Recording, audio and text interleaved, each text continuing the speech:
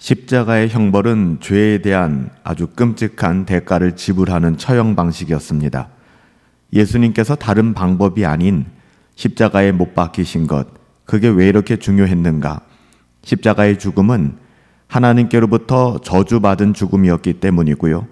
그 죽음이 우리의 죽음이 되어야 하는데 예수 그리스도께서 인간의 몸을 입고 이 땅 가운데 오셔서 우리가 받아야 될 저주를 대신 다 짊어주셨기 때문에 예수님이 십자가에 못 박히셨다는 것, 그 하나의 사건을 통하여 우리는 우리의 모든 죄가 예수님으로부터 덮어졌고 예수 그리스도로 말미암아 죄사함 받게 되었다라는 확신을 받게 되는 것이죠. 그래서 예수님께서 다른 방법이 아닌 십자가에 못 박히신 것이 왜 그렇게 중요한가?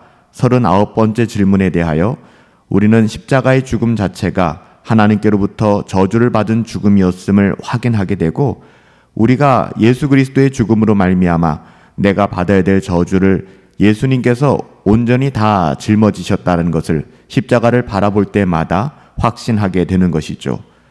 또한 그리스도께서 자신을 죽음에 내어주기까지 왜 그렇게 낮추셔야만 했는가? 수많은 고통과 고난, 십자가에서 죽으시기까지 주 예수 그리스도께서 낮아지심에 대하여 묻고 있는데요. 40번째 질문에 대한 답은 하나님의 공의와 진리 때문에 그렇죠. 하나님의 공의와 진리가 그 죄에 대한 대가를, 그 대가 지불을 요구하기 때문입니다. 하나님의 아들의 죽음만이 우리의 죄에 대한 하나님의 공의를 만족시킬 수 있기 때문에 하나님의 아들이 인간의 몸으로 이 땅 가운데 오신 것이고요. 또 십자가에서 죽으심으로 그 많은 고통과 그 많은 고난, 그리고 마지막 십자가에서 죽음까지도 다 감내하시며 낮아지셨던 것입니다. 우리를 사랑하시기 때문에 우리를 구원하시기 위하여 예수님께서는 낮아지신 것이죠. 또한 예수님께서 왜 장례식을 치루었다, 장사되었다는 것을 우리가 믿음으로 고백할까요? 그의 장사됨은 그의 죽음이 역사적 사실이라는 것 뿐만 아니라 예수님께서는 인간의 법정에서 아무런 죄가 없음이 낱낱이 밝혀지셨고, 또한 예수님께서 십자가에서 온전히 죽으셨음으로 말미암아 우리의 죄가 사함받았음을 우리가 확인하는 그런 의미에서 예수님의 완전한 죽음, 장사되었다, 장례되었다라고 고백하는 것이죠. 그렇다면 오늘 42번째 질문에 그리스도께서 우리를 위하여 죽으셨는데 왜 우리 역시 반드시 죽어야 하는가? 죽음을 맞이하게 되는가? 한두 번 정도는 이런 질문을 해보셨을 거예요.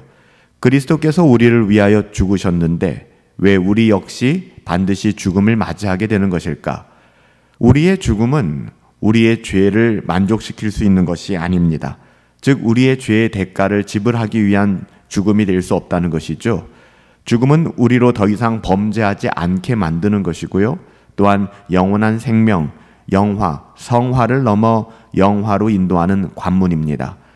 그러니까 우리는 우리의 죄의 문제를 해결할 능력이 우리에게 없다는 것이죠. 그래서 우리의 죽음이 예수님의 죽음과는 같은 것이 될 수 없다는 것입니다. 우리의 죽음은 우리의 죄의 대가를, 죄를 만족시킬 수 있는 것이 아니라는 거예요. 우리의 죄를 만족시킬 수 있는 유일한 분은 우리의 중보자 되신 예수 그리스도밖에는 없다는 사실을 우리는 너무나 잘 알고 있습니다. 사실 죽음이라고 하는 것은 죄에 대한 형벌로 시작된 것이죠. 창세기 2장 17절에 보면 선악을 알게 하는 나무의 열매는 먹지 말라. 네가 먹는 날은 어떻게 된다고요? 반드시 죽으리라. 우리 하나님께서 분명하게 말씀하여 주셨죠. 죽음이라고 하는 것은 죄에 대한 형벌로 시작된 거예요.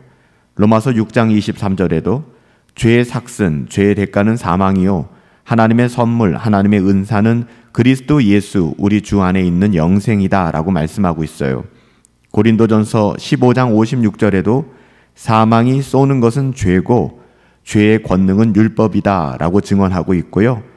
시브리서 9장 27절에도 한 번 죽는 것, 사람이 한 번 죽는 것은 정해진 것이요 그 후에는 심판이 있을 것이다.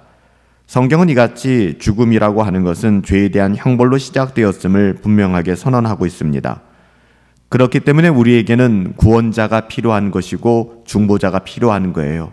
이런 하나님의 공의와 진리를 만족시키기 위하여 예수님께서 이 땅 가운데 오신 것이고요. 또한 우리의 모든 죄를 사하시기 위하여 사랑하사 낮아지시고 겸비한 인생을 살아가신 것입니다. 우리 인생이 만나게 되는 죽음이라고 하는 것은 단지 영원한 형벌의 시작에 불과합니다. 죽음은 결코 인생의 끝이 될 수 없어요. 하지만 하나님의 자녀들, 성도들에게 있어서 죽음은 이 땅에서의 삶을 끝내는 여정에 불과합니다. 왜냐하면 우리는 더 이상 심판에 이르지 않기 때문에 그래요. 하나님의 자녀들은 왜냐하면 예수님의 죽음이 우리의 모든 죄를 다 갚으셨기 때문에 그 은혜 안에 머물기 때문이죠. 그래서 하나님의 자녀들에게는 결코 정죄함이 없는 것이고요. 인생의 죽음이라고 하는 것이 심판의 관문이 되는 것이 아니라 영광스러운 하나님의 나라로 들어가게 되는 천국문이 열리는 그런 관문이 되는 거예요. 예수님이 완벽하게 속죄의 제사로 우리의 모든 죄를 만족시키셨다면, 이것이 사실이라면 죄에 대한 심판은 당연히 없겠죠. 죽음이나 이 땅에서의 고통이 없는 것이 아니라 이 땅에서는 물론 죽게 되고 고통도 있지만 우리는 영원한 하나님의 나라의 자녀로서 하나님의 나라를 유업으로 얻게 되는 것입니다. 그래서 혹자는 우리가 예수님을 믿기 때문에 완벽한 속죄의 제사로 말미암아 모든 죄가 다 예수 그리스도로 말미암아 만족되었기 때문에 죄에 대한 심판도 없고 이 땅에서 죽음이나 이 땅에서의 고통조차 없어야 되는 것 아니냐라고 반문할 수 있는데요. 그렇지 않습니다. 죄의 용서함은 있지만 여전히 이 땅에서 고통이 있고 또 이 땅에서 어려운 삶이 있는 것은 하나님의 심판으로서의 의미는 아니고요. 연단과 징계로서 존재하는 것이죠. 하나님께서 하나님의 자녀답게 살아가는 것이 얼마나 중요하고 소중하고 행복한 삶인지 알기 때문에 하나님의 자녀들이 그릇된 길로 걸어갈 때는 연단과 징계를 통하여 하나님의 자녀들을 거룩한 삶으로, 경건한 삶으로 인도해 주시는 거예요. 하지만 성도들에게 있는 죽음과 고난을 여전히 죄에 대한 심판으로 이해해서는 안 됩니다. 우리에게는 결코 정죄함이 없어요. 따라서 이 땅에서 우리가 경험하는 죽음과 고난은 죄에 대한 심판이 아닙니다. 죽음과 고난은 하나님의 자녀들이 믿음의 여정을 걸어가는 데 있어서 때로 짓게 되는 죄에 대한 징계와 또한 연단일 뿐이에요. 하나님의 자녀들을 낮추시고 겸손케 하시는 것이죠.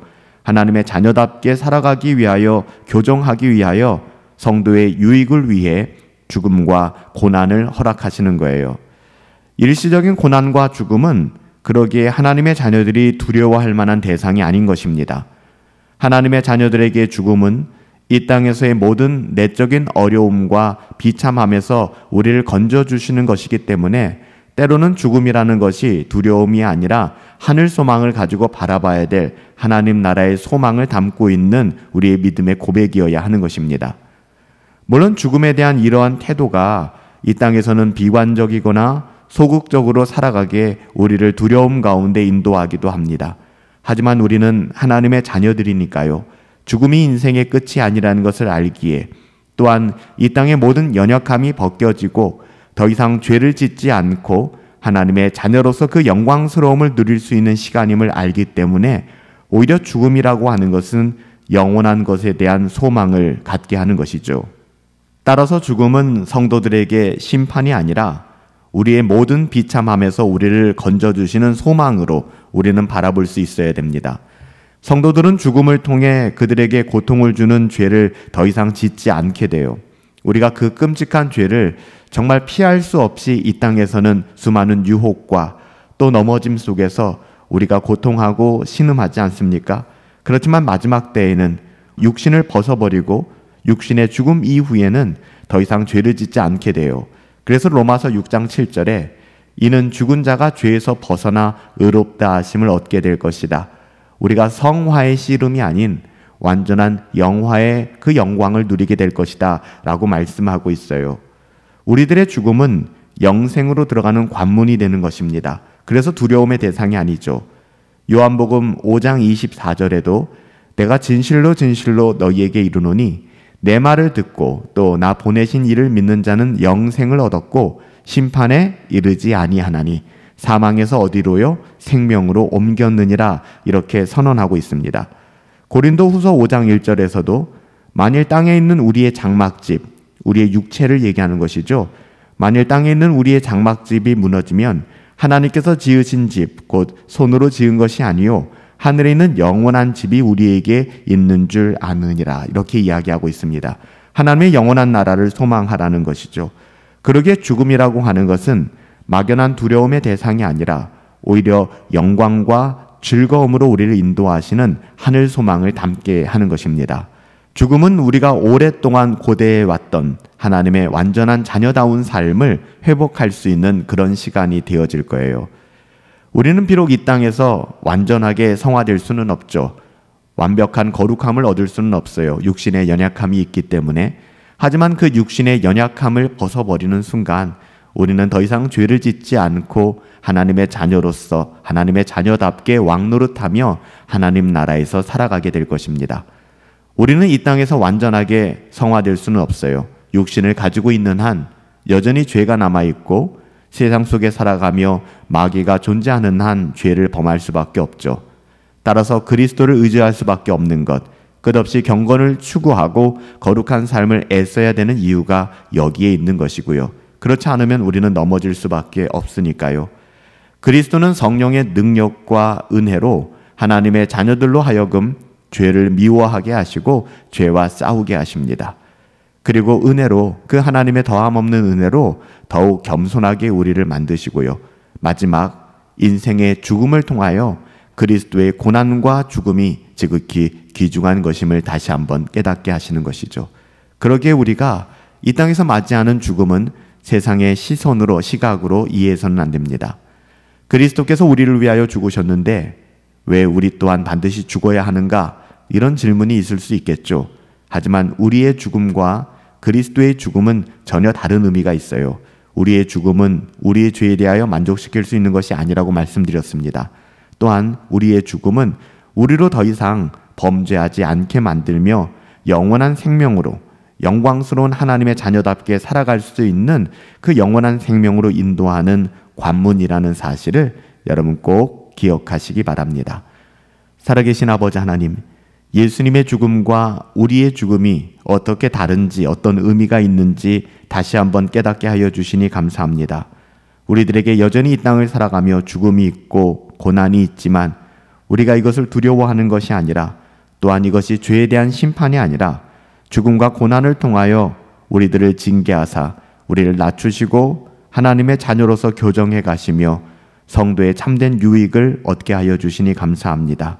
하나님, 우리가 이 땅에서의 죽음이 두려움의 대상이 되는 것이 아니라 하늘 소망을 바라볼 수 있는 통로가 되어질 수 있도록 하나님 우리의 삶에 은혜를 더하여 주시옵소서. 우리가 이 땅에서 비록 살아갈 때 경험하는 모든 어려움들과 비참함 끊임없지만 결국에는 벗어버리게 될 것이고, 결국에 하나님께서는 우리의 장막집 이 땅에서 무너지지만 하나님의 손으로 지은 그 영원한 하늘집으로 우리를 인도하여 주실 것을 믿습니다. 날마다 하늘 소망 바라보고 믿음으로 살아갈 수 있도록 은혜 내리어 주시옵소서. 예수님의 이름으로 기도하옵나이다. 아멘. 그리스도께서 우리를 위하여 죽으셨기에 우리의 죽음이, 이 생에서의 죽음이 두렵지 않은 거예요. 하늘 소망을 갖게 되는 것이고요. 또한 이 땅에서 경험하는 모든 문제들, 고통들, 때로는 죽음의 문제까지도 이것은 하나님의 심판이 아니라 때로는 징계요, 하나님의 자녀답게 우리를 만들어 가시는 하나님의 선하신 손길임을 여러분 기억하시기 바랍니다. 오늘도 그 하나님의 은혜 가운데 하나님의 손길을 누리시며 살아갈 수 있게 되기를 예수님의 이름으로 축복합니다.